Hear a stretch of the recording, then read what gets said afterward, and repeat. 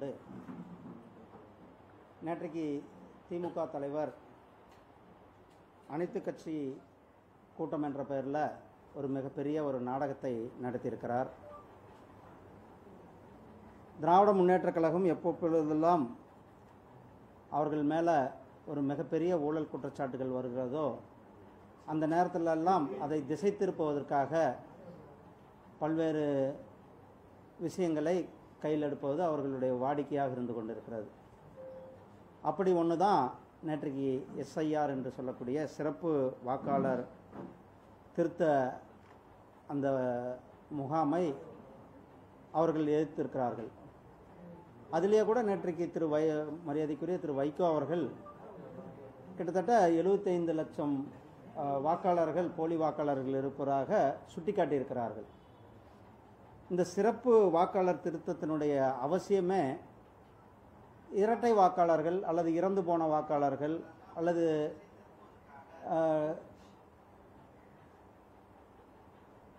போலியான வாக்காளர்களை களைவது தான். அதனால தான் பீகாரில் அந்த சிறப்பு வாக்காளர் திருத்தம் ரொம்ப அவசியமாக இருந்தது. கிட்டத்தட்ட 6 லட்சம் வாக்காளர்கள் அது மாதிரி இரட்டை வாக்காளர்களாக அல்லது போலி வாக்காளர்களாக அல்லது இறந்து போன வாக்காளர்கள் அந்த வாக்காளர்கள்லாம் நீக்க வேண்டிய அவசியம் இருக்கிறது. இது நான் ஒவ்வொரு அரசியல் கட்சியும் கூட ஒவ்வொரு தேர்தல் நேரத்திலும் கூட இங்கும் சொல்லி கொண்டிருப்பது தான். நாம் முறையான வாக்காளர்கள் பட்டியல் இருக்கணும். யாருக்கு வாய்ப்பு இருக்கிறது, வாக்களிக்க உரிமை இருக்கிறதோ அவர்கள் பெயர் இருக்க வேண்டும் என்பது. அதில் ஒரு வாக்காளர்கள் கூட தவறக்கூடாது என்பதில் தேர்தல் ஆணையமாகட்டும் மற்ற அனைத்து கட்சிகளினுடைய எண்ணமும் கவனமுமாக இருக்கிறது. அப்படி தான் இப்போ தமிழகத்தில் இன்றைக்கு முதல் இந்த வாக்காளர் சிறப்பு திருத்தத்தை கொண்டு வர இருக்கிறார்கள். அது வரவேற்கத்தக்க ஒன்று. ஒவ்வொருவரும் கூட அதில் நாம் அனைவரும் இணைந்து நம்மளுடைய வாக்குகள் இருக்கிறதா, நம்மளுடைய குடும்பத்தினர் வாக்குகள் இருக்கிறதா அல்லது அனைவரும் போலி வாக்காளர்கள் யார் இருக்கிறார்கள் என்பதையும் கூட நாம் அவர்களுக்கு தேர்தல் ஆணையத்திற்கு உதவி செய்ய வேண்டும். நம்மளும் நம்மளுடைய வாக்குகளை நம்ம சார்ந்த அனைவருடைய வாக்குகளை அதில் அவர்கள் கேட்கின்ற படிவத்தை கொடுப்பது சிறப்பாக இருக்கும். ஏன்னா திமுக எப்படி போலி வேஷம் போடும், ஒரு காலத்தில் அவங்க தான் இந்த போலி குறிப்பாக ஆர்கே நகர் இடைத்தேர்தல் நேரத்தில் இங்கே வாக்காளர்கள் போலி வாக்காளர்கள் இருக்க வேண்டும், அதை இருக்கிறார்கள், அதை நீக்க வேண்டும் என்று கோரிக்கை வைத்தார்கள்.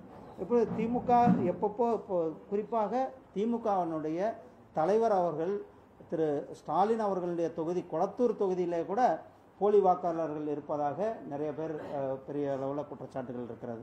ஸோ இது எல்லாம் ஒரு நியாயமான திருத்தத்தின் மூலியமாக இந்த வாக்காளர்களினுடைய இந்த ஸ்பெஷல் இன்டென்சிவ் ரிவிஷன் மூலியமாக அந்த உண்மையான வாக்காளர்களை கொண்டு வருவது தான் நோக்கமாக இருக்கிறது.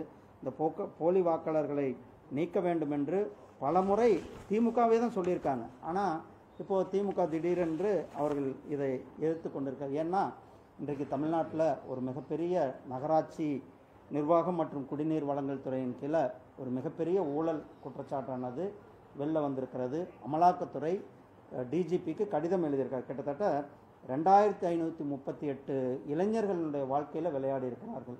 ஸோ அந்த பெரிய ஒரு ஊழல் இன்றைக்கு தமிழகத்தில் மக்கள் மத்தியில் மக்களினுடைய கோபம், இளைஞர்களுடைய கோபம் திமுக மேலே திரும்பி இருக்கிறது. ஸோ திமுக இதையெல்லாம் திசை திருப்புவதற்காக இப்படி இந்த எஸ்ஐஆரை எதிர்க்கிறன்ற இந்த போலி நாடகத்தை நடத்தி கொண்டிருக்கிறார்கள். இந்த தமிழக அரசில் குறிப்பாக நகராட்சி நிர்வாகம் மற்றும் குடிநீர் வழங்கல் துறையில் நடந்திருக்கின்ற இந்த முறைகேடுகளை உடனடியாக தமிழக அரசாங்கம் அது ஒரு விசாரணைக்கு அவர்கள் உத்தரவிட வேண்டும் என்று அமலாக்கத்துறை எழுதியிருக்கு. ஆனால் அவர்கள் தமிழகம் காவல்துறை இதை விசாரிப்பதை விட இந்த வழக்கை சிபிஐ விசாரிப்பது சிறப்பாக இருக்கும். அதனால் அவர்கள் இந்த வழக்கை சிபிஐ இடத்துல ஒப்படைக்க வேண்டும் என்பதையும் சொல்லிக்கொண்டு அதே நேரத்தில் இன்னொரு ஊழலும் கூட வெளியே வந்திருக்கிறது.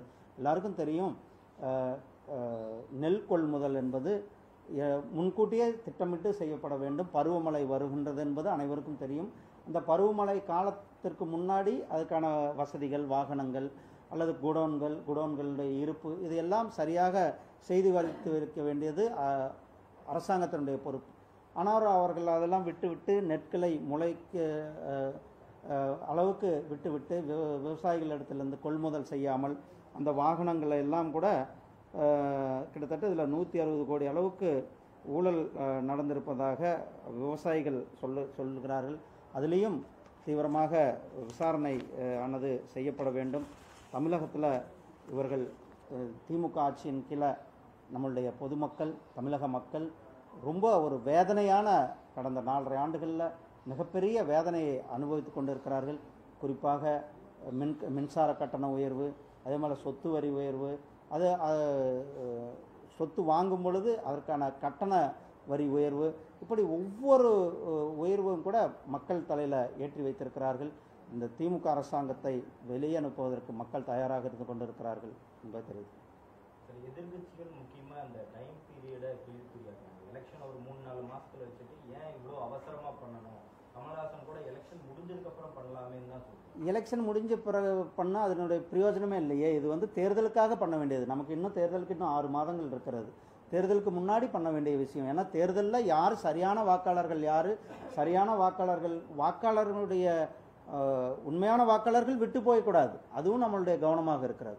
அதே போல் போலி வாக்காளர்கள், இரட்டை வாக்காளர்கள், இறந்து போன வாக்காளர்கள், அதையெல்லாம் நாம் நீக்க வேண்டிய கடமையும் தேர்தல் ஆணையத்துக்கு இருக்கிறது. ஒரு முறையான தேர்தல் நடத்தணும்னா அந்த தேர்தல் பட்டியல், யார் வாக்காளர்கள் என்ற பட்டியல் சரியாக இருக்க வேண்டும். அப்போ தான் ஒரு நம்மளுடைய ஜனநாயக நாட்டில் சரியான மக்கள் சரியான வாக்களிக்க முடியும்.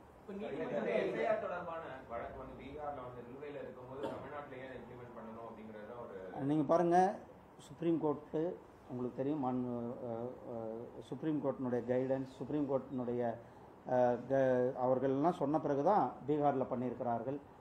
அதை தொடர்ந்து இப்போ தமிழ்நாடு மற்ற பகுதிகளிலும் கூட பண்ணுவதற்காக சொல்லியிருக்கிறார்கள். ஒரு ஸ்பெஷல் இன்டென்சிவ் ரிவிஷன் என்பது தேவையான ஒன்று, காலத்தின் கட்டாயம். அதை அனைவரும் நாம் ஒத்துழைக்க வேண்டும் என்பது என்னுடைய.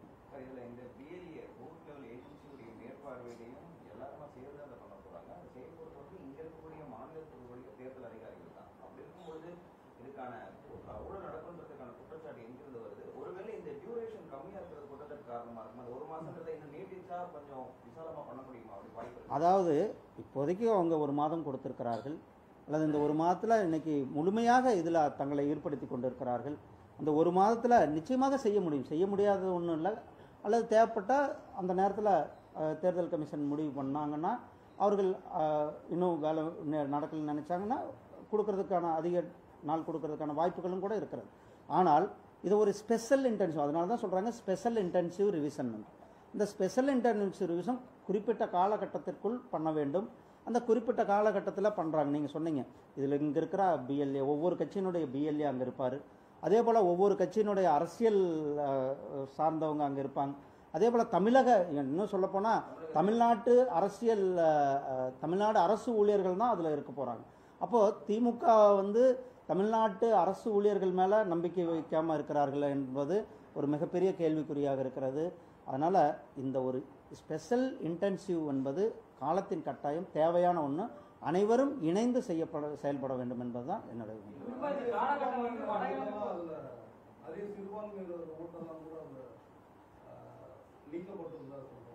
எங்கேயுமே அந்த மாதிரி இப்போதான் ஆரம்பிச்சிருக்காங்க, அதுக்குள்ளே எப்படி நீக்கப்படுவாங்க?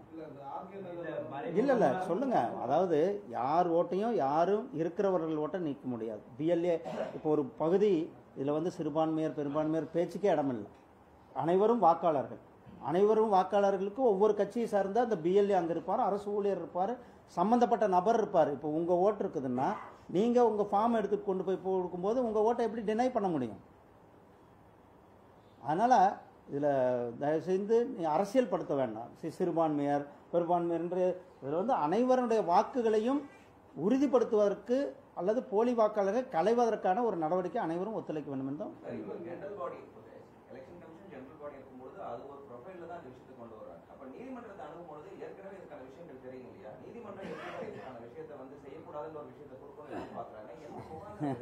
ஏன்னா நான் தான் சொன்னேன், திமுக மக்களை ஏமாற்றுவதற்காகவும் திசை திருப்புவதற்காகவும் செயலை ஒவ்வொரு முறையும் கையாள்வார்கள். அதனால தான் நான் ஆரம்பிக்கும் போதே சொன்னேன், இன்றைக்கி நகராட்சி அந்த துறையின் கீழே கிட்டத்தட்ட 2538 இளைஞர்களுடைய வாழ்க்கையில் விளையாடி ஒரு மிகப்பெரிய ஊழல் வெளில வந்திருக்கிறது.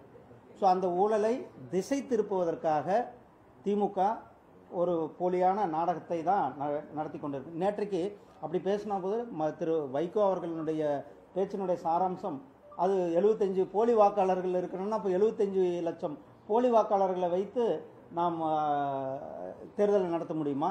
நீங்கள் அவர்களுடைய பாணியிலே சொல்கிறோம். அப்போது இதனுடைய அவசியம் இருக்கிறது. நான் இன்றைக்கு செய்தித்தாள்கள் நாங்கள் யாரும் இந்த கூட்டத்துக்கு போல செய்தித்தாள்களில் வந்ததை வச்சு தான் நான் சொல்கிறேன். அப்போ அவர் பேசியிருக்காருன்னா 75 லட்சம் வாக்காளர்கள் போலி வாக்காளர்கள் இருக்கிறார்கள் என்பது அவருடைய கூற்றாக இருக்கிறது. அவர்களுடைய கூட்டணியில் இருக்கிற தலைவர்களுடைய கூற்றாக இருக்கிறது. அப்போ போலி வாக்காளர்கள் இருக்கிறார்கள் என்பது அவர்களே சொல்லுகிறார்கள்.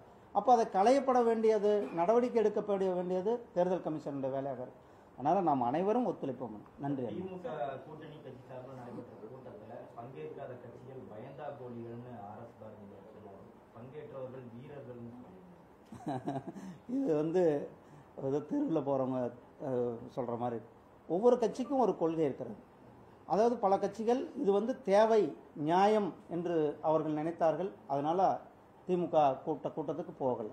திமுக இதை அரசியல் பண்ண வேண்டும், ஊழல் குற்றச்சாட்டுகளிலிருந்து அவர்கள் மக்களை திசை திருப்ப வேண்டும் என்று நினைக்கிறார். அதனால் மற்ற கட்சிகள் போகாமல். நன்றி.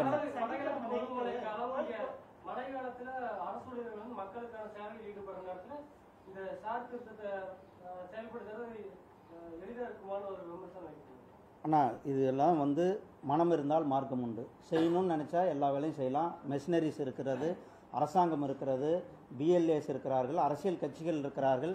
அனைவரும் இணைந்து செய்யணும்னா இது ஒரு சிறப்பாக செய்ய வேண்டிய வேலை தான். நீங்கள் போலி வாக்காளர்களை பற்றி கவலைப்படுற அதே நேரத்தில் அதை களையெடுக்க வேண்டிய கவலையும் நமக்கு இருக்கிறதில்ல. அதை களையெடுக்க வேண்டும்ல. அப்போது தேர்தல் நியாயமாக நடக்க வேண்டும், தேர்தல் முறையாக நடக்க வேண்டும்னா அதில் முறையான வாக்காளர்கள் வாக்களிக்க வேண்டும், கரெக்டான வாக்காளர்கள் வாக்களிக்க வேண்டும் என்பது தான் நம்மளுடைய ஒவ்வொருவருடைய எண்ணமாக இருக்கிறது. அப்போ போலி வாக்காளர்கள் 75 லட்சம் பேர் இருக்கிறார்கள் என்று சொன்னது யார்? நான் சொல்லல, நீங்கள் சொல்லல. சொன்னது அந்த கூட்டணி கட்சியில் இருக்கிற திரு வைகோ அவர்கள். அவர் ஒரு சாதாரண நாளில் மிக மூத்த அரசியல்வாதி, தமிழ்நாட்டில் இருக்கிற இன்னைக்கு மிக மூத்த அரசியல்வாதியில் அவர் தான் ரொம்ப சீனியர் அரசியல்வாதி இருந்து கொண்டிருக்கிறார். அவரே சொல்கிறாரு இவ்வளோ போலி வாக்காளர். அப்போ அதையெல்லாம் நீக்குவதற்கு, களையிடுவதற்கு நடவடிக்கை எடுத்து தானே ஆக வேண்டும்.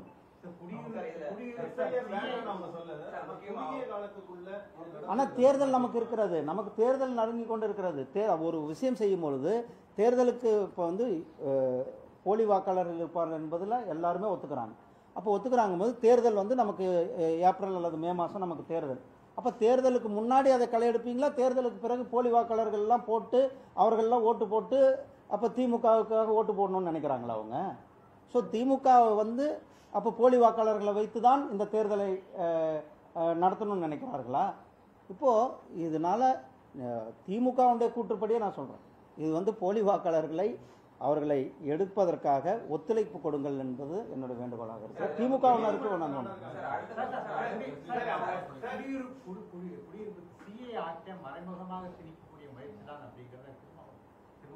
ஆனால் திருமாவளவன் ஏதாவது ஸ்டாலினுக்காக சப்பக்கட்டு கட்டணுன்றதுக்காக சொல்றாரு. சிஏக்கு இதுக்கு என்னென்ன சம்பந்தம்? இல்லை, அதுக்கு இதுக்கு என்ன சம்பந்தம்? ஒரு அரசியல்வாதியை நீங்களே, ஒரு பத்திரிகையாளர், ஒரு அரசியல்வாதி குடியுரிமை சட்டத்தையும் வாக்காளர் எஸ்ஐஆரையும் எப்படி ஒப்பிட முடியும் சொல்லுங்கள்? குடியுரிமை சட்டம் வெளிநாடுகளிலிருந்து இங்கே தங்கியிருந்தவர்களுக்காக கொடுக்கப்பட்ட ஒரு சட்டம். வாக்காளர்கள் சீர்திருத்தம் என்பது, அதாவது சீர்திருத்த ஸ்பெஷல் இன்டென்சிவ் ரிவிஷன் என்பது இங்கே இருக்கிற போலி வாக்காளர்களை நீக்குவது, இங்கே இருக்கிற இறந்து போன வாக்காளர்களை நீக்குவது, அல்லது இரட்டை. சிலர் இங்கேயும் வாக்காளர் வச்சுருக்காங்க, கோயம்புத்தூர்லையும் வச்சுருக்கிறாங்க, சிலர் இங்கேயும் வச்சுருக்காங்க, திருநெல்வேலிலையும் வச்சுருக்கிறாங்க. ஸோ அவர்கள் இங்கேயும் வச்சுருக்கிறாங்க, குளத்தூரில் ஒருத்தர் வச்சுருக்கிறாரு, இன்னொருத்தர் திருவாரூர்லேயும் வச்சுருக்கிறாங்க. அப்படி வச்சுருக்கும்பொழுது அதுக்காக நான் அவர் சொல்லல, அந்த மாதிரி வாக்காளர்கள் இருக்கும்போது அந்த வாக்காளர்களை நீக்க வேண்டும் என்பது தான் நம்ம தேர்தல் நேரத்தில் இருக்கும். தேர்தலுக்கு முன்னாடி ஒவ்வொரு இயக்கங்களிலும் கூட, ஒவ்வொரு சின்ன கூட்டுறவு சொசைட்டி தேர்தலில் கூட நீங்கள் அந்த கூட்டுறவு சொசைட்டியினுடைய தேர்தலுக்கு வாக்களிக்கின்ற தகுதி உள்ளவங்க யார் அங்கே இருக்காங்க என்பதை அந்த தேர்தலுக்கு முன்னாடி தான் அவங்க ரிலீஸ் பண்ணுவாங்க. அது ஒவ்வொரு தேர்தலையும் நடக்குது. இப்போ பாராளுமன்றத்தில் அல்லது வேற எங்கே கூட வாக்களிக்கக்கூடிய நபர்கள், அந்த தகுதியான வாக்காளர்கள் யார் என்பதை தேர்வு செய்யும்போது அந்த தேர்தல் நேரத்தில் அதை சரி செய்து தான் வெளியிடுகிறார்கள். இது நடைமுறையான ஒன்று தான். கடந்த வருடத்தோட இந்த வாட்டி 13 மடங்கு நெல் விளைச்சல் அதிகமாயிருக்கு. அதுக்கான குடோன்கள் இல்லைன்ற குற்றச்சாட்டு என்ன சொல்றாங்கன்னா, ஏன் எடுக்கலன்னா செறிவூட்டப்பட்ட அரிசிக்கான பர்மிஷன் இன்னும் மத்திய அரசு கொடுக்கலன்னு அதை ஒரு பெரிய குற்றச்சாட்டை வைக்கிறாங்க. ஆனா விளைச்சல் ஒரு மூட்டை விளைஞ்ச இடத்துல 13 மூட்டை விளைஞ்சிருக்கு, முழுக்க பாதிக்கப்பட்டது, குடோன்கள் இல்லாத பிரச்சனையா இருக்கு. இதை ஒரு காரணமா சொல்றாங்க. எப்படி இருந்தாலும் விவசாயிகள் முழுக்க பாதிக்கப்பட்டது. பாருங்க, செறிவூட்டுறது என்பது தனி ப்ராசஸ். அது வந்து மில்லுகளில் செய்கிற வேலை. அரிசி கலக்கிறது, அதாவது மில்லுகளில் அரவை மில்லில் வந்து கலந்து இடம் இல்லைன்னு சொல்றதுக்கு இதை காரணமா சொல்லுங்க. அது வந்து அப்போது ஒரே நிமிஷம் அண்ணா, ஒரு நிமிஷம் நீங்கள் கேட்டீங்க, நான் பதில் சொன்னேன். அதாவது விளைச்சல் அதிகம் வருன்றது எல்லாருக்கும் தெரியும். ஏன்னா விவசாயத்துறை வந்து இந்த வருஷம் முழுவதுமே மழை பெஞ்சிருக்கிறது. எல்லா இடத்துலையும் எவ்வளோ விளைச்சல் வரும் என்பது எதிர்பார்க்கப்படுகின்றது. அந்த துறையினுடைய வேலை. குடோன்களை வந்து அதிகமாக இன்ஃப்ராஸ்ட்ரக்சரை கொண்டு வர வேண்டியது யார்? அவங்க தான் கொண்டு வந்திருக்கணும். அதை செய்ய தவறியது யார்? திமுக அரசாங்கம். அதை செஞ்சிருக்க வேண்டும், அதை செய்யலை. அல்லது விவசாயிகள் இடத்துலேருந்து வாங்கி ஒரு குடோன் என்பது ஒரு டெம்பரரியாக கூட நீங்கள் வச்சுருக்கலாம். இல்லை, டெம்பரரி செட்ஸ் விவசாயிகளிருந்து வாங்க ஒரு டெம்பரரி ஒரு ஏதாவது ஒரு இடத்துல அதை பாதுகாப்பான இடத்துல வைக்கிறதுக்கான வழிகளை தேடி இருக்க வேண்டும். அதாவது குடோன் இல்லை என்பது சொல்லுவது ஒரு கோழைத்தனமான ஒரு தான். அதாவது விவசாயிகளிருந்து வாங்கணுன்ற எண்ணம், அதை வாங்கி எங்கேயாவது வைக்கணும்னா அதுக்கான வைக்கிறதுக்கான பல ஏற்பாடுகள் இருக்கிறது. எங்கே ஒன்றாலும் பாதுகாப்பாக வைக்கலாம். அந்த துறையிலேயே நீங்க 120 கோடி ஊழலுக்கான வாய்ப்பு இருக்குன்னு சொல்லியிருக்காங்க. இப்போ இந்த நெல் கொள்முதல்ல நடந்திருக்கிறதாக சொல்றாங்க, விவசாயிகள் தரப்புல சொல்றாங்க. ஒவ்வொரு மூட்டைக்கும் விவசாயிகளிடமிருந்து 40 ரூபா வந்துட்டு அன்அஃபிஷியலா வாங்குறதாவும் ஒரு குற்றச்சாட்டு. திமுக அரசாங்கத்தில் இதெல்லாம் வாங்கலன்னா தான் அது பெரிய ஆச்சரியமான விஷயம். திமுக அந்த அளவுக்கு ஊழல்ல ஊறி போயிருக்கிறாங்க. ஊழல்னாலே திமுகனாலே ஊழல். திமுகனுடைய அர்த்தமே ஊழல் தான். 45 ரூபாய்க்கான காரணம் என்ன சொல்றாங்கன்னா சார், சென்டருக்கான இடத்தை வந்து அந்த 45 ரூபாய் வாங்குற சென்டருக்கு ஆட்கள் தான் நிலத்தை வாங்கி அதுக்கப்புறம் ரெஜிஸ்ட்ரேஷன் பண்றாங்க சார். ஆனா அந்த இடத்தை வாங்குறது கூட அங்க வேலை பார்க்குற பணி சுமை தூக்குறவங்க தான் வாங்குறாங்க. அது என்ன சொல்றாங்கன்னா, ஊர்ல இருக்கக்கூடியவங்க அந்த இடத்த தானமா கொடுத்தா அது அரசாங்கம் வந்து பத்திரப்பதிவு பண்ணி கொடுக்குன்றாங்க. அந்த வாங்குறதுக்கான அந்த இடத்த வாங்குறதே அங்க பணி செய்யறவங்க தான் சார், சென்டரிங்ல இருக்கிறதா. அரசு எங்க நிலம் இடம் ஒதுக்குறது இல்லை. இதுதான் பெரிய குற்றச்சாட்டா இருக்கு. அதுதாங்க, அது பண்ண வேண்டியது யாரு? அரசாங்கம் தானே அது முறையா பண்ண வேண்டி. என்ன இடம், எவ்வளவு ப்ரிக்யூட் பண்ண போறோம், அந்த ப்ரிக்யூட் பண்ற அரிசி நெல்லை வந்து வைக்கிறதுக்கான வசதி, இதெல்லாம் முன்கூட்டியே திட்டமிட வேண்டியது அந்த துறையினுடைய வேலை. அதை துறையினுடைய அமைச்சருடைய பொறுப்பு. நன்றி அண்ணா.